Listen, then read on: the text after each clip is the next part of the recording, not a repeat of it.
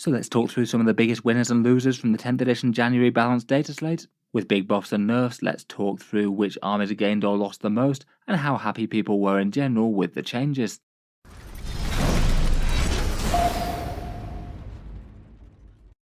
Hello and welcome back to Auspex Tactics, where today I thought I'd do a follow-up video on the Balance Dataslate and actually go through the changes for each army, though this time rather than doing a quick react, really focus on the actual gains and losses that the army has had relative to their tournament wins and how they were doing in general prior to the patch. As we've been talking over in a bunch of the previous videos, the contents for the Balance Dataslate was really quite a lot this time round, maybe not quite as monumental as the previous one, but still almost every faction in the game did get some meaningful updates. Points were changed, rules were changed, including the Drukhari gaining an entire extra detachment. The designer's commentary did answer a few burning FAQ questions, some of which are very competitively relevant for some units and some factions, and in a document that I managed to miss in the first video, there were also a few small changes to the index errata as well, perhaps most notably Wolf and Hammers going to damage 2, and now being able to field Agents of the Imperium as a rules-legal standalone army, even if you wouldn't get any detachment bonuses. Otherwise, alongside all that, there was a decided lack of content for Admech Necrons and Dark Angels from the actual codex. Some armies that were kind of well balanced already, like Thousand Sons and Genestealer Cults, didn't really get many changes either, but I feel like perhaps the biggest failings are the lack of changes for Admech and Necrons, just I guess due to their codex being too recent for Games Workshop to think it's worth updating, even though I feel like with a little bit of bravery, it really wasn't too hard to see which way the wind was blowing for some of the units within each faction. For this one though, I thought we'd talk through the initial strength of the factions and how much the changes will likely impact them, and also follow that up with a score out of 10 for how much people liked the changes, whether 40k fans in general think that it was a justified buff or nerf to the army. Otherwise though, alongside the Balance Dataslate, Games Workshop did include this graph for the current state of the meta in terms of win rates and things. I must admit this graph does look a bit different to many of the third-party sources out there who also do 40k numbers. Notably, every faction seems to be within 45%, where I feel like most other sources tend to report things like Knights, Drukhari and Custodes down a bit lower than that. Plus Necrons and Aeldari don't really seem quite as bad as other places might have us believe, and there's a few other things that are a bit higher or lower. Even with those small discrepancies though, it's not like the 40k's game balance is in a bad spot at the moment. Better than in most 40k history, a good army from each faction generally has a fairly good chance against a good army of another one. 40k game balance definitely hasn't been much better than this in the past. It is maybe a bit curious that given this win data they've put in their article, some of the absolute top and bottom things haven't really been changed at all. Blood Angels got a very small boost and Necrons got nothing, despite being two of the things at either end of the power spectrum. First up, starting with the Imperium, we have the Space Marines. Prior to the Dataslate, the core Codex Space Marines had tournament performance of around about a 46% win rate. Quite a few playable detachments with Gladius, Ironstorm, and Vanguard and Firestorm doing well. Perhaps particularly strong detachments out of those might be Space Wolves, Stormlands, Black Templars with Gladius or Ironstorm, and particularly Ultramarines Vanguard from the core Codex. Within the Balance Dataslate, the Marines only got a few points changes really. Inceptors, Scouts, the Redemptor Dreadnought, and Centurions and Aggressors all went up. The Whirlwind was very heavily nerfed, and then they got a few points cuts for Intercessors, Outriders, Sternguard, and Guilliman. There was a rules clarification for redeploy and infiltrate that works really well with the Phobos Captain and the Vanguard Spearhead. Being able to redeploy units and then have them infiltrate again is really quite powerful. Overall, I did talk through these changes in a previous video, at least for the stronger Space Marine list it feels like they're going to be overall losers from the Balanced Dataslate. All the units that were changed were often key elements in competitive army lists, and it does really feel like it's going to have a direct impact on the power of the faction. Whirlwinds being made kind of useless is a particularly big weakness, I think. The points buffs I just don't think are really enough to actually change things massively. Kind of nice that the standard Bolter Marine is a little bit better, and Sternguard certainly needed help. Outriders do look genuinely interesting again to be a cheap nuisance skirmish unit. Overall though, I don't think it's a particularly good change. It really feels that Games Workshop is impacting the power level of Space Marines just to punish a few top builds that were doing well. I feel like this might be a case where balancing things around the actual winners of tournaments might not be the single best idea, not when clearly the average player at the 46% wins really isn't doing all that well. For the Divergent chapters, the Blood Angels were struggling perhaps a little bit more than standard Space Marines. They do occasionally get some big tournaments wins. The Gladius or the Ironstorm have been doing alright for them. The Gladius with the Librarian Dreadnought to teleport things is quite nice, and they do have some solid enough units like Dante or Lamartis with Death Company, though I feel like their unique units maybe aren't as stand out as some of the other chapters. Overall, they seem to be the Divergent chapter that's struggling the most though.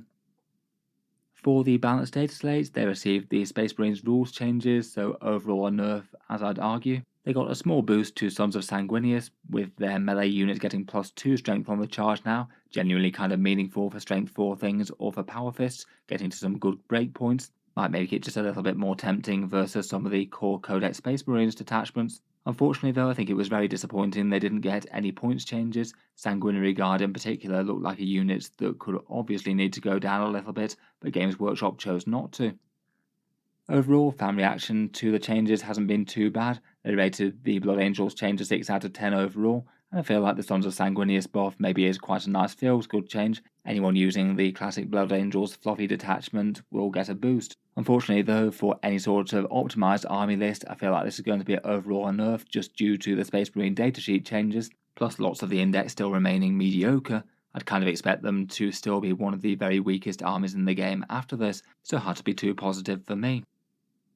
For the Dark Angels, they've previously been doing kind of middling, tournament performance around 47%. The biggest draws to them for unique units seeming to be Azrael and the Deathwing Knights, maybe a Deathwing command squad from time to time. Otherwise, much of the rest of their index was underpowered. Unfortunately, Games Workshop didn't release the new points cost for the new codex. The points changes that they made were to the index costs and generally received plenty of buffs. As a result, it's perhaps kind of muted reception from fans. Taken in isolation, this would be really quite a big boost to the faction. Lots of units going down in cost, like the Black Knights dropping to 30 points, I think is genuinely very good. But it's kind of hard to know what they're talking about, given that lots of the units also got nerfs in the codex as well, so even seeing points cuts, some things would likely need to drop even more. Otherwise, the Codex Space Marine changes are probably an overall power cut, though I feel like Outriders are interesting enough at 80 points for the unique Ravenwing detachment, though if they're competing with 90-point Black Knights, they're probably going to be the second choice there still. And I guess Intercessors are handy enough to have as a cheap bodyguard for Azrael, who still looks pretty auto-include. Overall, due to not getting the Codex points, the Dark Angels were rated a 5 out of 10 by you guys. Kind of muted reception to something that probably would have been received quite positively otherwise. Not knowing the Codex points just makes this kind of moot, seeing as we know the Codex rules. The Ravenwing changes do look very good though. Hopefully the final points cost post-Codex will reflect the unit's abilities quite well. I feel like units like the Deathwing Knights, Lionel Johnson, and the Landspeeder Vengeance could probably all do with further points cuts. For the Space Wolves, they've been doing one of the better ones out of the Space Marine Divergent chapters, 49% wins, and mostly due to the Stormlance force along with their Thunderwolves. They're the core power damage dealers of the army with other support elements, though Gladius can work for them as well. For their data slate changes, they got a small but important change to Champions of Rust, meaning that you could trigger sagas at the end of each turn, not at the end of each battle round, meaning you could potentially get 2 of them per turn if you're lucky, and also the effects of them could be felt a little bit earlier. It's handy but not game changing. I still can't really see it competing with the Codex detachments that get you more reliable things. Otherwise, the Index Errata had a couple of further changes to some of the Space Wolf units. Wolfenhammer's got a big boost to damage too. I feel like that is enough to tip the balance for me to make Wolfen quite a genuinely good unit in game. They're absolutely dirt cheap and now have a fairly general purpose melee profile, as well as pretty tanky stats for the cost if they take a Storm Shield. Even with Objective Control 0, it seems kind of hard to go too far wrong with a squad or 2 of them. Otherwise, they have been affected by the Codex Space Marine nerfs to things like Inceptors and Scouts and things. I guess those cheaper Outriders could potentially be a bit better alongside the Stormlance force. Overall, I feel like the power level of Space Wolves is probably going to remain fairly similar with all that. The core strength of their army is not really too affected, though Space Marine scoring options like Scouts and Inceptors will be worse. They did get a couple of boosts as well if you happen to be playing Champions of Ross or you wanted to use Wolfen. And coming from a place of relative strength, I feel like things aren't too bad. Overall, people rated the change a 6 out of 10. Maybe a little bit nothingy and not really changing too much. Nice to see a Champions of Ross buff, but it perhaps could have been a bit better. For the Deathwatch, they seem to be an army in a somewhat bad state. Their tournament performance has them around a 46% wins. They are the single least played faction competitively, and Black Spear Task Force doesn't really seem to be doing quite as well following the Codex update for Space Marines earlier in the year. So I feel like they are an army that can have some very different ways to play if you want them. Big interesting kill team units can be fun, say in Vanguard or Gladius for big combos, and people might not really understand how well they play. Deathwatch, despite having a low win rate, didn't get any specific points changes. Maybe a shame given that several of their other kill teams feel overcosted. I'd rate the Veterans and the Proteus kill team as perhaps some of the more interesting ones, along with maybe the Deathwatch Terminators with their Cyclone missile launchers. Otherwise, they have lost some power with the Space Marine unit nerfs, and they did do an updated bolt weapons list to add things like the Heavy Bolter and the Heavy Bolt Rifle that were present on the app but not in the index cards before. Kind of nice that they're definitely included with the special issue ammunition stratagems in Black Spear Task Force, as they were arguably one of the better targets, maybe all ranked up in the Gravis kill team. Overall though, given that they came from a pretty weak starting point, I feel like I'd rate the Balance Dataslate as being a slight loss for them. The changes to the Space Marine datasheets I feel like is bad news for them, and otherwise they didn't really get anything interesting for their unique forces, despite having loads of datasheets that just very rarely see competitive play. I perhaps wouldn't be too surprised if they stay at this sort of win rate or even lower. People weren't too enthused about the lack of attention for them. They've rated them a 5 out of 10 in terms of popularity for the changes. Finally, for the Divergent chapters, the Black Templars were the strongest by a clear mile. Tournament performance of around about 55% wins. Just about every datasheet was interesting. All the infantry and all their unique characters plus their fun tanks. Weirdly, it meant that they could be interesting both for Gladius, their own detachment, and Ironstorm Spearhead, given tanks with bolt-on multi-melters. Black Templars will definitely take a hit from the Space Marine changes. We've talked about them enough already. Otherwise, besides that, their Firstborn Crusader squads went up to 75 points for 5 models, and Helbrecht and Grimaldus both went up to 120 points. Other good stuff like their multi-melter tanks and Sword Brethren and the Primaris Crusader squad all escaped nerfs. Not too bad considering they were getting play in competitive lists for arguably the strongest Divergent chapter. Overall, I would say that this represents a slight loss for the Black Templars, though maybe not so devastating that it's really painful. I feel like the Firstborn Crusader squad is still in a pretty good place. 75 points for Las Cannon Special Weapon and Power Fist or something really isn't too bad at all. I feel like Helbrecht and Grimaldus are both very usable, but they're just not quite as standouts. It perhaps seems fair enough given that they were quite so dominant over the other Divergent chapters. I still feel like they're going to be one of the stronger ones after this change. Definitely look like the strongest thing for Ironstorm still with those extra multi-melter tanks, and with Sword Brethren and the Primaris Crusaders still around, seems like the Righteous Crusaders detachment still should be fine. Overall, generally fairly positive reaction to that. A very strong army taken down a bit, but not to the point of uselessness. You guys chose to rate this change a 7 out of 10. Moving on to the other Imperium, and first up we have the Guard. The Astra Militarum have a tournament performance around about 46% wins prior to the data slate. One of the more struggling factions out there, kind of in a weird but slightly frustrating spot where they've got quite good internal balance with most of the index really quite playable, but the army's a bit underpowered as a whole, and there are a couple of maybe slightly auto-include type picks. Lord Solar does tend to make most lists. For the data slate changes for the Guard, I feel like they perhaps helped as much as they hurt. A change that I really like is that orders can now be issued from officers either disembarking from transport or arriving from reserve. Really big for Mechanized Guard with things jumping out of Tauroxes where you might have officers ordering units from inside vehicles. Really nice that that actually functions now. And pretty good for things like Scions with their Deep Strike. It might make the Scion Command Squad just a little bit more tempting. That was a nice change. But otherwise, the Manticore seems to have got caught up in the Games Workshop witch hunt for artillery, trying to make them all kind of niche to bad, and the Manticore went up to 180 points. It's not like I think it was a problematic unit before, given that Guard aren't doing crazily well, so pretty feels bad change there.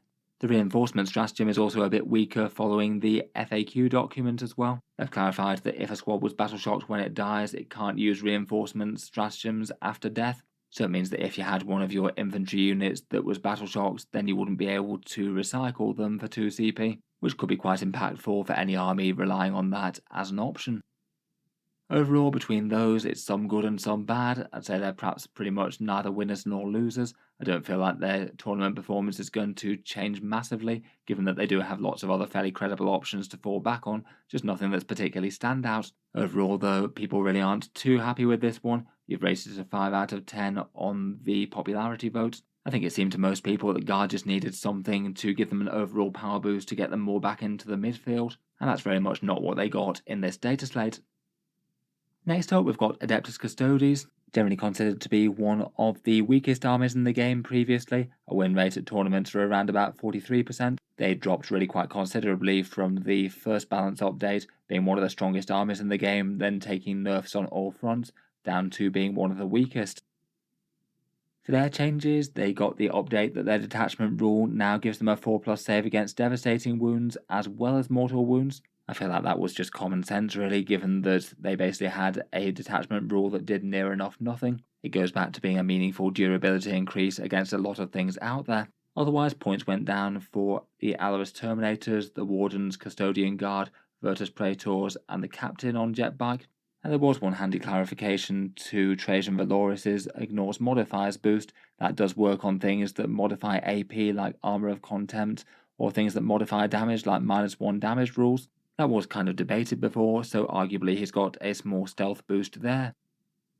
Overall, certainly looks like they're winners of the update. The entire main core of their army gets stronger, and there's a big emphasis on the plastic kits as opposed to Forge World resin, which maybe isn't the worst for people who have got into the faction for cheap. Really nice to see the detachment rule actually doing something again. I feel like this will probably be enough to push them back sort of into a mid-tier kind of army. I don't suspect that the boosts are strong enough to actually put them right at the top end of 40k though.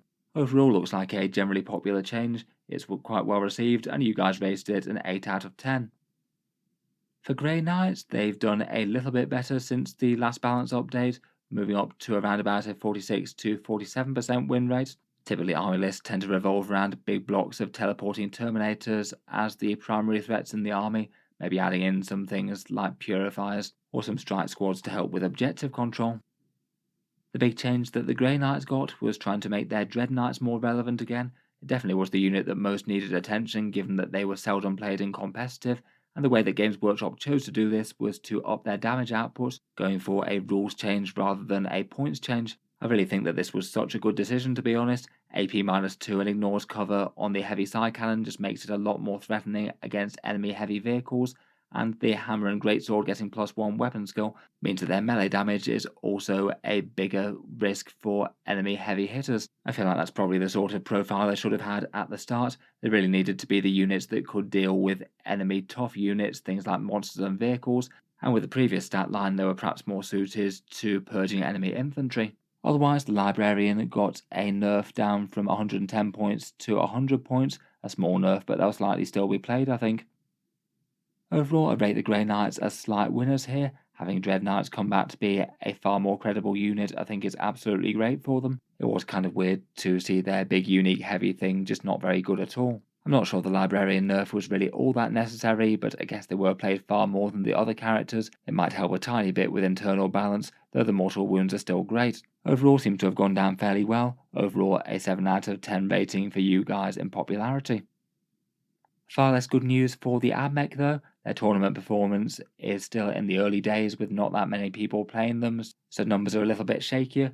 Looks like they're around about the 45% sort of mark right now. That does tally with the general feeling of them being pretty underpowered. The Codex was one that was really quite poorly received. Admech players just don't seem to be enormously excited about the way that their army plays for the most part. Maybe the major wishlist item being that they'd like a lot more of their units to be more threatening, and certain models like Core, Ruststalkers and Robots getting some sort of improvement. I think lots of Admech players really were hoping for something kind of major here, maybe some sort of boost to their core rules, or having them hit on a higher weapon skill or ballistic skill perhaps. Instead they got absolutely nothing, Games Workshop apparently choosing not to update them at all until they've got more data and more time to analyse them post-codex. Technically I suppose, rules-wise they're not worse than before, but I feel like given how much Admech players wanted changes for the faction, this feels like they are big losers. And you guys are absolutely not impressed by the fact that Games Workshop made no changes to the faction, rating the lack of changes for Admech a 2 out of 10 in popularity. I guess they'll be waiting for the next data slate. Until then, it looks like it's going to be Cataphron Breachers backed up by Horde Mode Skitarii, maybe jumping out of transports. For Sisters, the Adepta Sororitas were an army that were doing okay in just raw power level at around about 49% wins at tournaments, though those tournament lists often tended to revolve around some kind of unusual units for the faction. Armor spam with Exorcists and Castigators and Arco-Flagellants taking up a big role, with lots of some of their most iconic elite infantry damage dealers being kind of underpowered. They didn't really need massive sweeping rules boosts or anything like that, more sort of internal balance fixes, and that does seem to be what Games Workshop's chosen to go for. A rules change for the Triumph trying to break the combo of just farming loads of miracle dice for multi-melters, only allowing you to do 2 acts of faith on one unit rather than far more. And then for the points buffs and nerfs, they do seem to be on pretty sensible targets. Repentia, Retributors, Paragon Suits, Dominions and Zephyrim all went down, and the Exorcist, Arco-Flagellants and Val all went up. Most of those seem very reasonable changes in my opinion, though I feel like maybe the Exorcist they overcorrected a bit. As mentioned, it seems like they really wanted to punish artillery in this data slate. Overall, power-wise, I'd argue that they're neither winners nor losers really, not likely to change too much from how strong they are right now. It does seem like a pretty good win for internal balance though. Having all of those boosted units be more efficient I think is actually really quite nice. I think the choice of buffs and nerfs was quite good here. Fan reaction seems to be just a little bit muted though, going for a 6 out of 10 overall. I guess the changes might not be entirely exciting, and having the elite infantry just get cheaper but not more threatening again it isn't enormously feels good, might contribute to making an already expensive army even more so.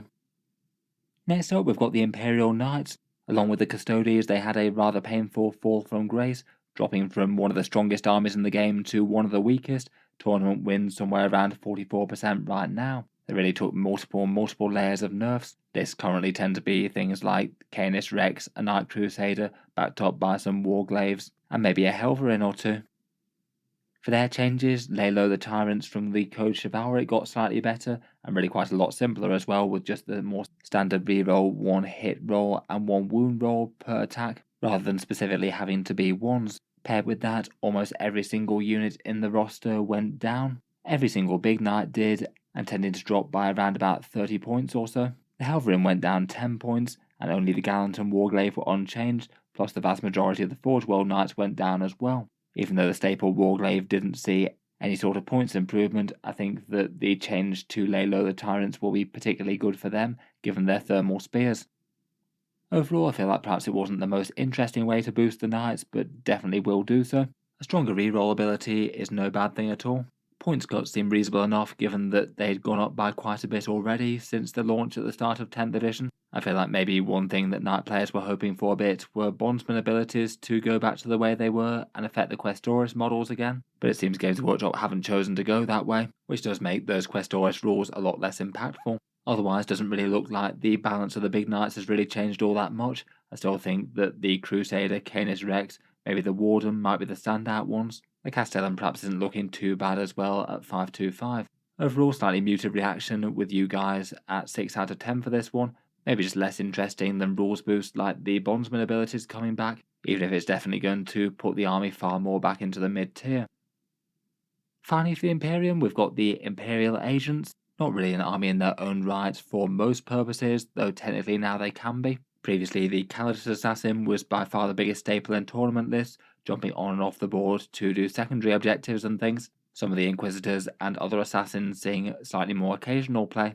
One rules change that was buried in the Index Errata is that the Agents of the Imperium can now be fielded as their own army. If you just take an entire force with nothing but Agents of the Imperium taglines, it just basically allows to skip taking a detachment. So you could make some sort of quirky 1,000 points list consisting entirely of these guys, with Inquisitors and their retinues and Assassins and things like that. It likely wouldn't be very good, but it would be kind of interesting. You could even take some things like some allied armigers if you wanted a bit of armor or heavy lifting. I feel like what would be really cool, though, would be if Games Workshop actually make a detachment to field them in their own right. I suspect if they did so, they'd deliberately make it kind of weak, but it would be quite fun to have something to support some of their units with some unique stratagems coming back. Overall though, I'd rate the Agents of the Imperium winners overall out of this update, given that they've got an actual game legal way to field them as a whole army, and perhaps more importantly, the Calidus feels like a winner, as I thought that one might well go up given how much play it sees.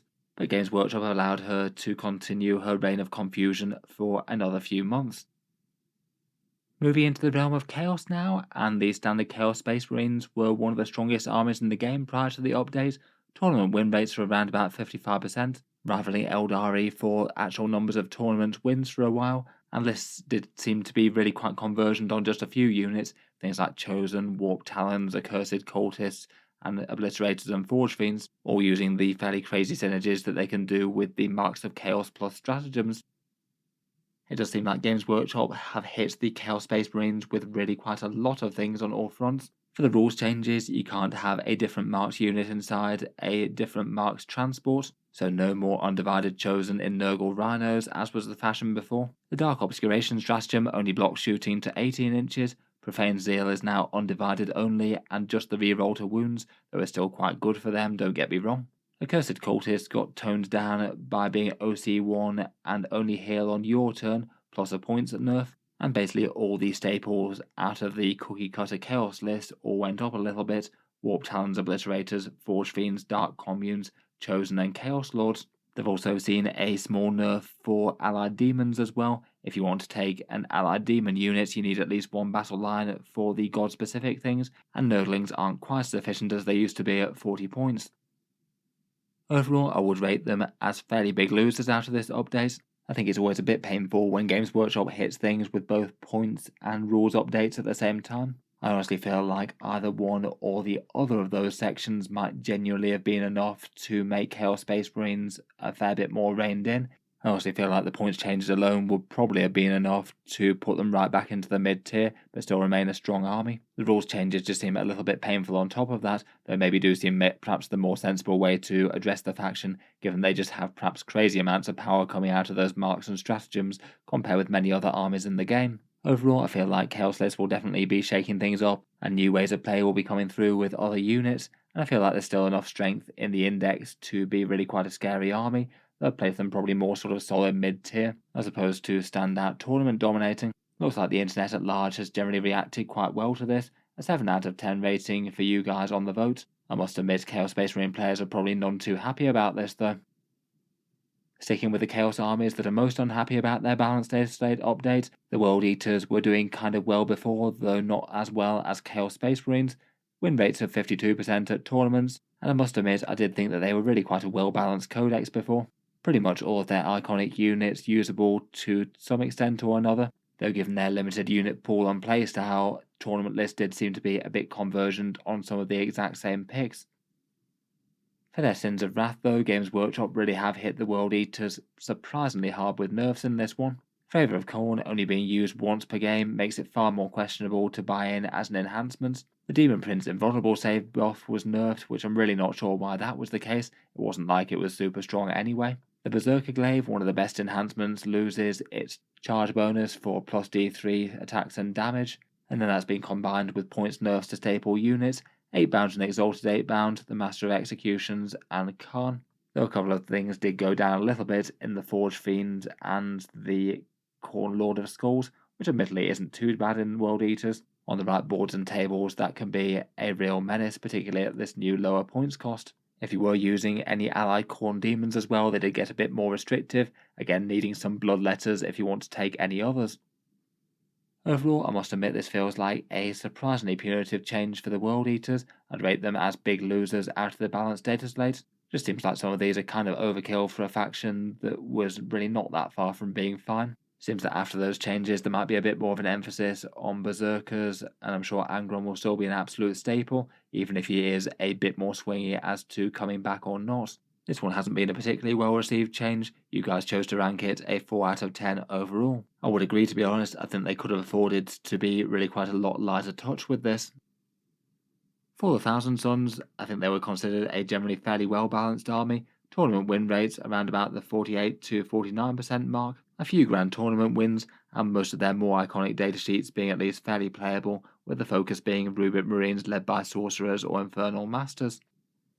As a result of at least somewhat good external and internal balance, there weren't any changes at all to Thousand Sons. I guess the only major impact was that demonic allies have become more restrictive, as you won't just be able to ally in the Blue Scribes or the Changeling on their own anymore. You'd have to take some Horrors along if you want to bring them. It's not like Horrors are an awful datasheet though, could be alright to hold down an objective as they're really quite durable for the cost. Overall though, no real major changes for them, neither winners or losers I'd say. Technically perhaps a tiny bit weaker due to the Demons changes, though I wouldn't rate it as crazily significant, and quite a lot of the armies that were stronger than them have taken more nerfs than them, so maybe they might have the opportunity to rise up a little bit. For wishlist items, maybe things like Scarab Occult Terminators could have gone down in points a little bit, though I feel like they're not so far from being really quite good. Maybe the same for Zangors. Otherwise, with Magnus, Sorcerers, Rubrics, and the Mutalith Beast all fairly strong, the faction really doesn't seem to be in too bad a place relative to many of the others out there. You guys chose to rate the lack of changes a 5 out of 10, perhaps understandable really, as it's not exactly considered a good change if there's no change at all, so a perfect 50-50 seems fair enough to me. Next up, for the Plague Marines and Mortarion, the Death Guard haven't been doing too badly since their update. They jumped from being one of the very weakest in the game to being really quite a well-balanced faction. Win rates are around about 50% with most units playable, though perhaps quite a lot of top tournament lists tending to focus around Plague Marine spam in particular. As a sort of middling faction, it looks like the focus was more on internal balance than making them overall stronger or weaker. The Biologist Putrefier, which was perhaps weirdly spammed with its grenade stratagem, was nerfed a little to mean that you can only throw one of their 3 grenades per shooting phase, so you can't just have 3 of them get out and cover the enemy with mortal wounds. Maybe not too unreasonable really, and I feel like they'll still be usable, but maybe just not as optimal to field 3 of them. Otherwise, Plague Marines did get hit by a nerf, going up from 80 points to 90. Maybe not too unreasonable that one, given that they tended to be a bit dominant in army lists, maybe more so than other battle line choices. 90 points still seems kind of fine for Toughness 5 Marines with a bunch of fun and fancy kit. I still think that perhaps people might prefer to have them be made a bit tougher in some way, but I guess we'd have to wait for the codex for things like that. Otherwise, there's Death Shroud going down a bit, same for Bloat Drones, which are looking great at 90 points. Both the Lord of Virulence and Typhus are looking standout good at 80 points each. Typhus in particular is looking absolutely brutal for his mortal wounds, and the Plague Burst Crawler went up to 180. Admittedly, maybe not quite coming off as bad as some of the other things targeted by Games Workshop's artillery nerfs this time around. Otherwise, for Nurgle allied units, Nurglings are a little bit more expensive, which doesn't help too much, though Plague Bearers did go down to 110 points, giving you a fantastically tanky unit there if you want one. And that ignores modifiers change is also very relevant for Mortarion, who can grant that. It works against AP and -1 damage, as well as things that actually impact your core stat line. And things that have been debated, it's quite nice that that's all cleared up and the Lord of Plagues has got a bit more reliable with that boost.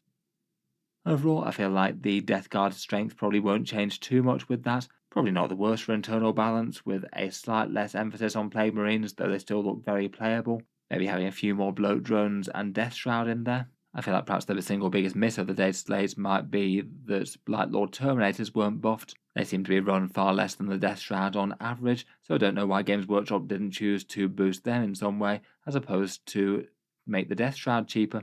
Kind of middling reactions from fans here, a 6 out of 10 vote. I guess not the most exciting overall, just a few internal balance changes, but broadly people are a tiny bit more positive than negative.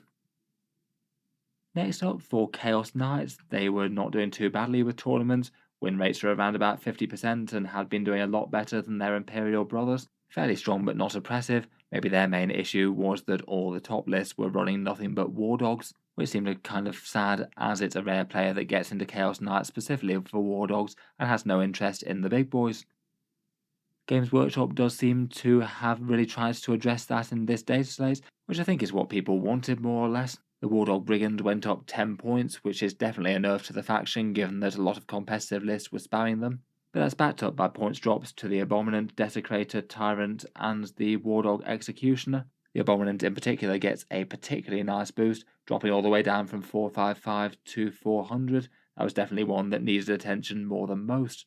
Otherwise, as with the Imperials, the Forge World Knights are all buffed as well. And again, they've got their allied demons as being less flexible with the choices that you can take. If you want a non-battle line unit, then you've got to take a battle line unit to back it up. Overall, power-wise, I'd rank the Chaos Knights as really neither winners nor losers from this. It is absolutely a massive win for internal balance, with the big knights being far better versus the war dogs than they were previously. But for overall faction power, the changes to demons with nurglings going up in points, plus the Wardog Brigand going up in points as a unit that most competitive lists were using en masse, that is going to have an impact on faction strength. Not the worst overall though, and I guess it's kind of nice to see that they weren't hit quite as hard as the World Eaters, despite seemingly not being too dissimilar on the power level spectrum. Again, maybe a slightly muted reception, but a little bit more positive than negative. You guys chose to rank the Chaos Knight changes a 6 out of 10.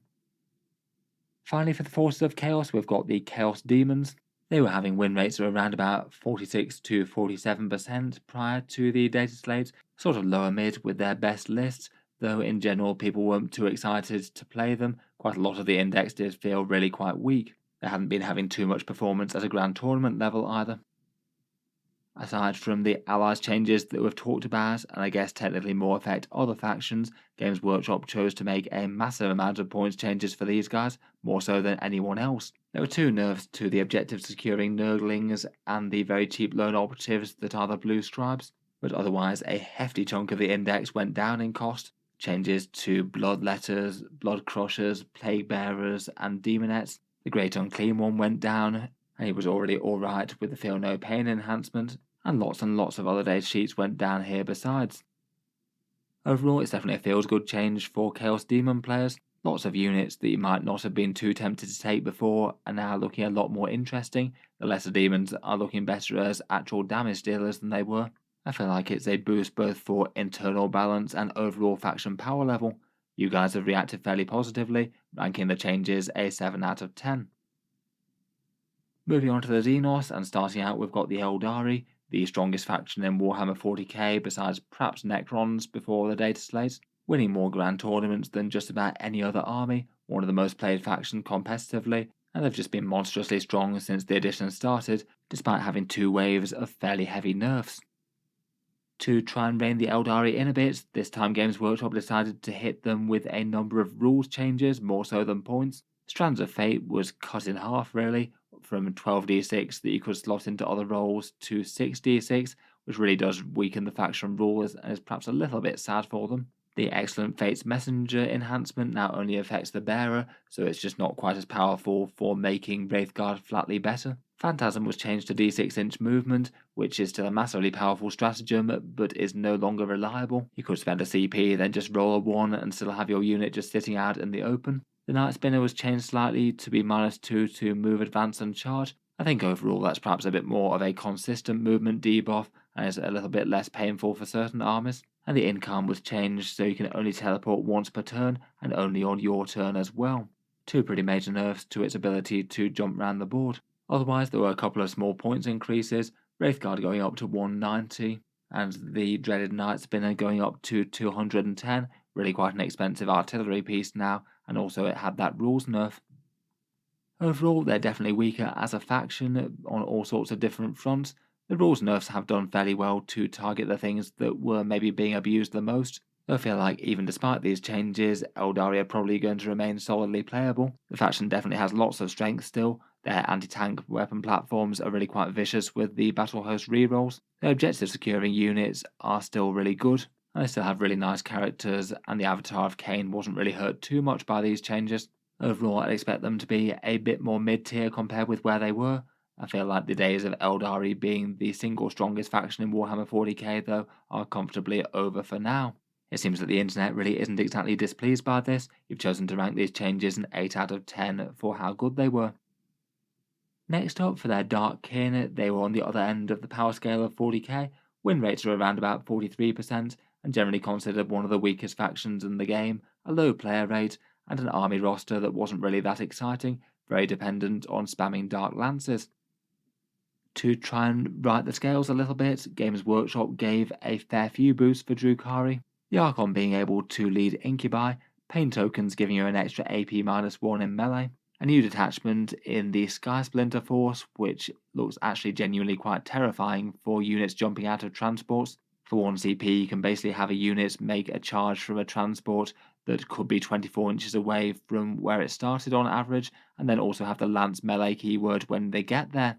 Pretty terrifying stuff, and absolutely great for both objectives and damage dealing. That's all combined with really quite big points decreases. Grotesque, Drazar, the Hellions, Reavers, Incubi, Raider, Venom, Talos, and Succubus all went down. Drops on the core transports and Talos perhaps seem particularly stand out, as they were already kind of strong for the faction as it went. The only nerf was to the Void Raven bomber, as Games Workshop doesn't like aircraft at all.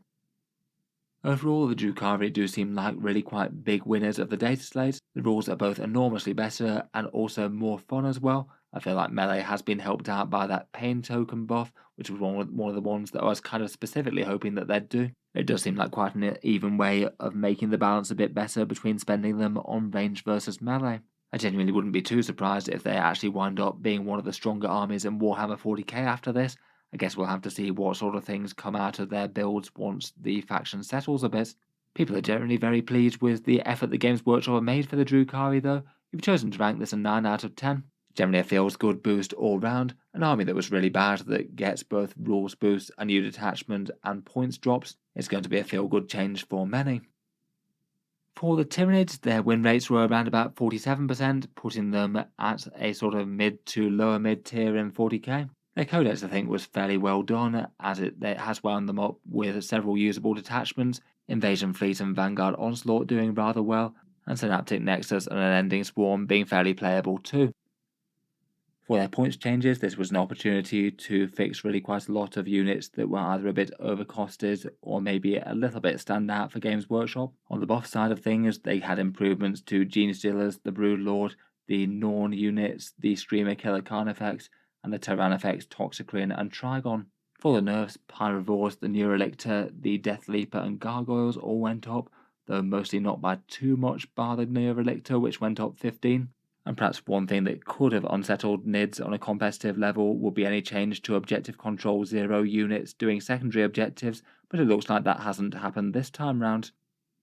Overall, it's definitely not sweeping improvements or anything like that. Some of their staple units have gone up a bit, but I feel like unless you are spamming 3 Neurolictors in an army list, most lists won't have gone up all that much. These units were fairly common choices, but not absolutely spammed on the nerf side of things. On the other hand, it's kind of interesting to see the Norns, the Screamer Killer, and the Tyrannifex look genuinely quite interesting, and the Broodlords and the Genestealers too. They could be kind of fun in Vanguard Onslaught. I feel like there's a few other things that people might have wanted to see go down in cost, maybe the Psychophage and the Swarm Lord being some of the more important ones, but still doesn't really feel too bad for internal balance, even if there are some small nerfs to a few of the more auto-include things. Again, with these sort of shuffling changes, with a few things going up or going down, you guys have chosen to rank it kind of mid-tier, a 6 out of 10.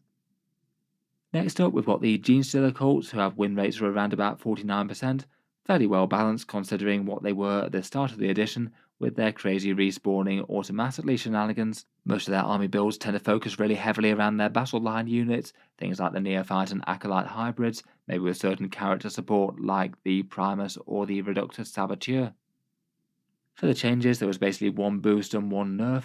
The Pure Strain Genestealers dropped down from 85 to 75, which I think takes them from being fairly weak to actually kind of alright. Fairly good for first turn charges potentially. The nerf though was in the FAQ, which means that one-shot weapons can't be fired from firing decks anymore, which did seem like a very weird way of fixing the issue of whether or not firing them from a firing deck actually used them up or not, as it wasn't technically the Acolyte with the demo charge actually throwing the bomb, it was technically the vehicle that was doing it. I think the common sense approach might have just been to say that yes, even if you use it from a firing deck, the model that was equipped with the weapon can no longer use it. And this does seem that if you're playing some sort of mechanized Genestealer Cult list, that has taken a small hit if you're using demo charges being thrown at the Goliaths. Overall, despite that though, I would probably say that they're slight winners. Goliaths with demo charges win, I think were okay, though maybe not crazily standout, and Genestealers getting interesting, I feel like was quite a nice boost. Overall though, it's not really much of a change. People are kind of mid on the data slate. I feel like a few things could have easily got boosts without really affecting faction strength too much. Rock Grinders, the Magus, and the Metamorphs would have been nice to have a bit of help with.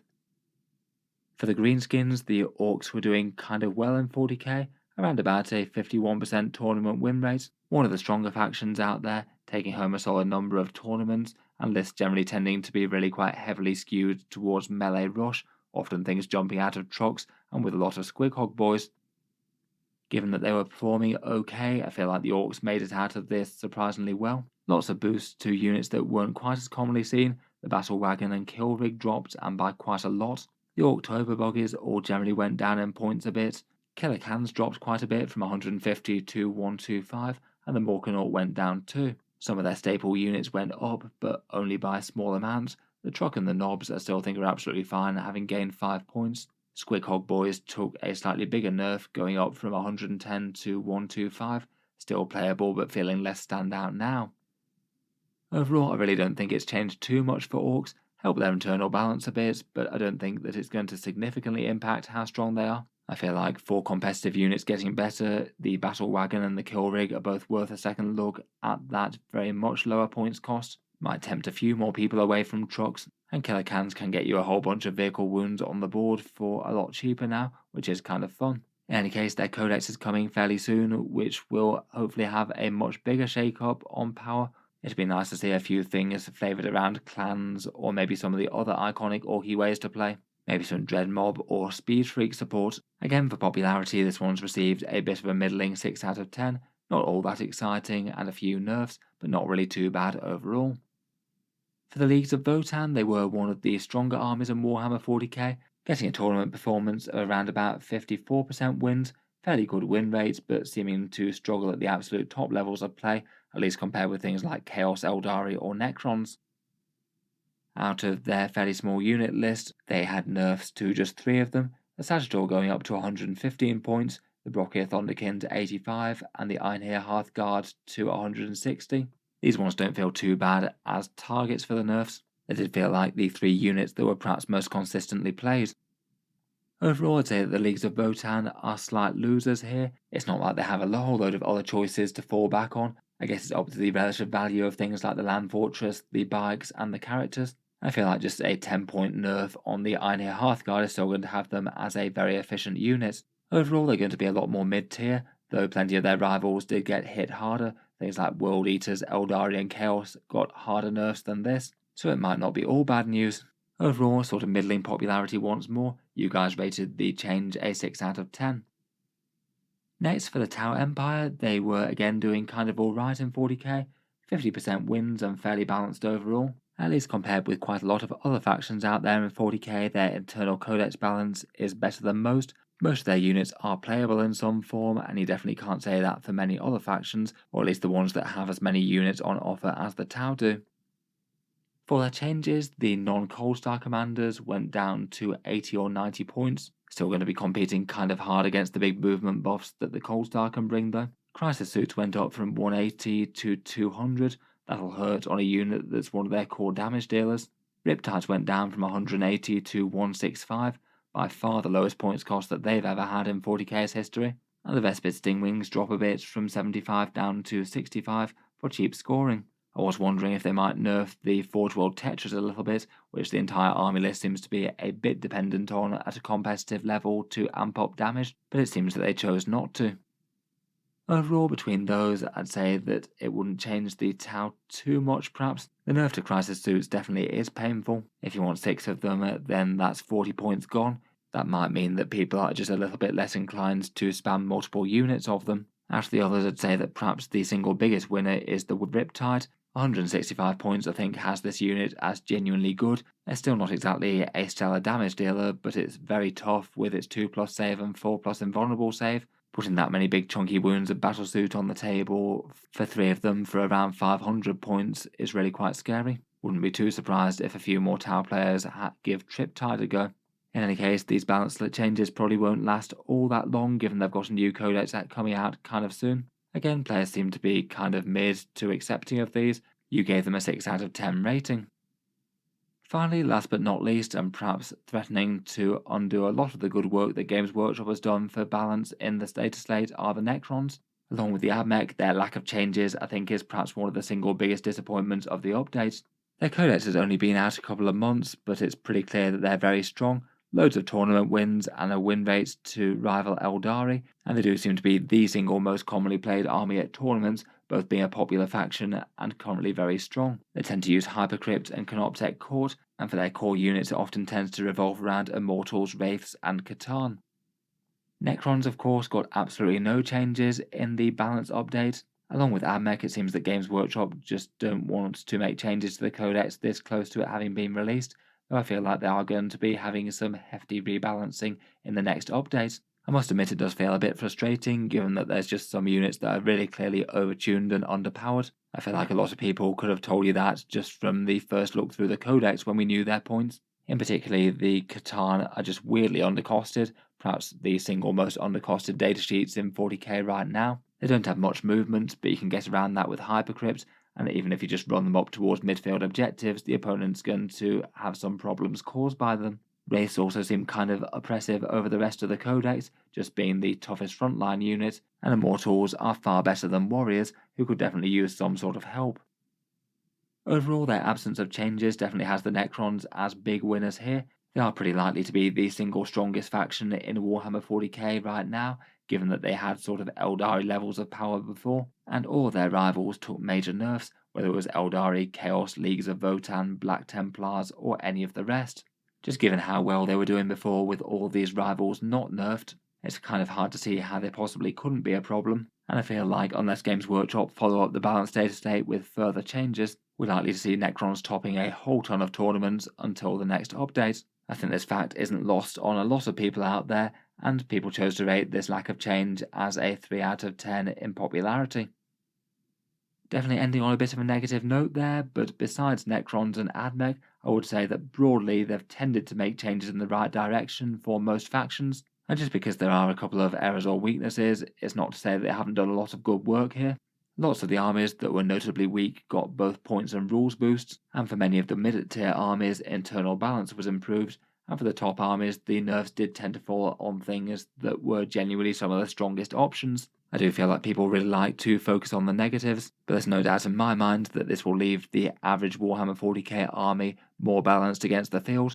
Armies generally clustered a lot more towards the mid-tier of 40k rather than at the extremes, and in general I really wouldn't like to let negativity outweigh that fact. Still though, I think it's hard not to be frustrated at a few things that really threaten to undo the game balance they've been trying to create. Necrons, as mentioned, I think are the single worst offender here. It really looks like they're probably going to be dominant at tournaments for a long time, unless Games Workshop do follow this up with some sort of emergency update. And in all honesty, given how unpopular the lack of changes to Necrons and AdMech were, I feel like that's not out of the possibility. Otherwise, for criticisms of the dataslate, I feel like Marines, Blood Angels, and Deathwatch are going to be really quite weak given the nerfs to some of the most auto-include Space Marine datasheets in competitive lists, and they weren't really armies that needed nerfs. AdMech players will of course be very disappointed that nothing happened with their codex. They'll be waiting until next time, and other misses feel like nerfing the World Eaters harder than they really deserved, particularly when armies like Orks and Chaos Knights got a far more even-handed treatment, and the Imperial Guard could have used a bit more help given that they tend to be towards the lower end of the 40k power spectrum. Overall, definitely not great for every faction, though I feel like for a good chunk of armies out there, they've at least got a few more interesting things to think about, or the units that might come to the fore a bit, or previous auto-includes that might have had the shine taken off them just a little bit. I'll certainly be interested to hear how the changes have affected your faction. In any case, I'll leave that there for this one. Will be interesting to see how the rest of the meta shakes out besides Necrons. Will be fun to follow this up with a look at a few army lists and which armies are doing well in the tournaments from now on. Feel free to subscribe to Auspex Tactics if you'd like to see more like this. I do tend to post 40k videos just about every day. Finally, if you have been enjoying all the videos on the channel, I would just like to mention that Auspex Tactics does have a Patreon page as well, and you can find that linked in the video description if you'd like to help support and keep all these videos coming. Channel patrons do get a fair few advantages, seeing certain videos early, regular votes to see what sort of things happen next on the channel, and automatic entry into the regular prize giveaways with a chance to win some big model kits each month. If any of that sounds good to you or you'd just like to help support, the link is down in the video description. In any case, a massive thank you for listening, and I'll hope to see you guys next time.